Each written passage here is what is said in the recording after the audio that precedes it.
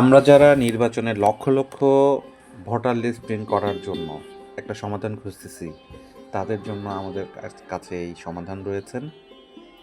সেটা হচ্ছে high speed laser printer 4515 DN duplex এবং নেটওয়ার্ক 66 PPM, মিনিটে 66 পেজ প্রিন্ট হবে। 4-5 লক্ষ ভোটার লিস্ট প্রিন্ট করা কোনো ব্যাপার না।